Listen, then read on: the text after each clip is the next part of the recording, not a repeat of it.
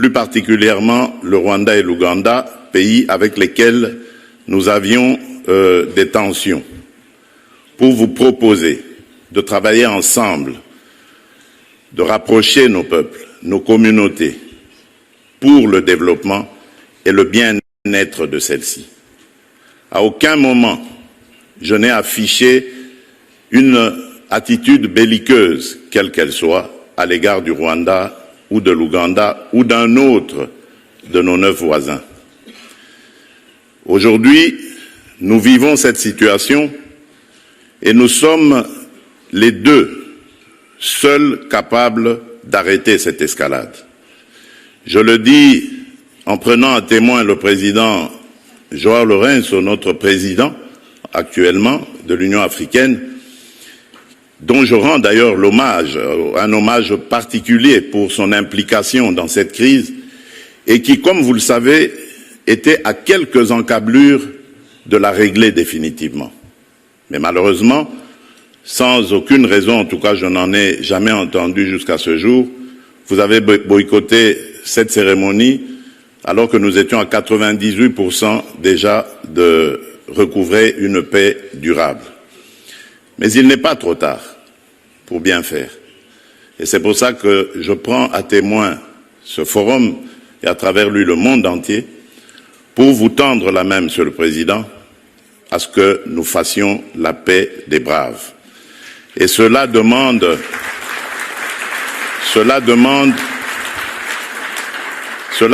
que vous donniez l'ordre aux troupes du M23 qui sont soutenues par votre pays d'arrêter cette escalade qui a fait suffisamment de morts comme ça. Nous les comptons par millions depuis des années. L'histoire nous jugera. Il est temps d'arrêter et de nous tourner vers la paix et le développement. Je remercie le président Cyril Ramaphosa qui est venu à nos côtés, qui n'a pas hésité à envoyer ses troupes, dont d'ailleurs certains éléments sont tombés sur le champ d'honneur dans notre pays, au front, ce qui nous oblige à rester définitivement reconnaissants envers la République d'Afrique du Sud et des autres républiques sœurs de Tanzanie et de Malawi qui avaient aussi contribué à des troupes.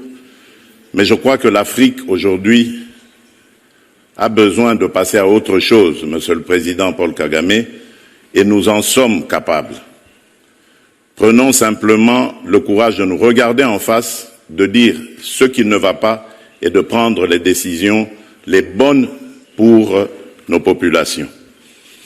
Et donc, le plaidoyer que j'avais prévu pour appeler à des sanctions, je préfère le suspendre pour le moment, en attendant évidemment d'avoir la réponse du président Kagame, parce que j'ai vu ici dans la salle également l'émissaire du président Donald Trump, dont je salue l'implication dans la crise qui frappe mon pays, et à travers lui également nos amis et frères du Qatar avec son émir, qui est le président Lourenço, qui aussi est à nos côtés pour ça.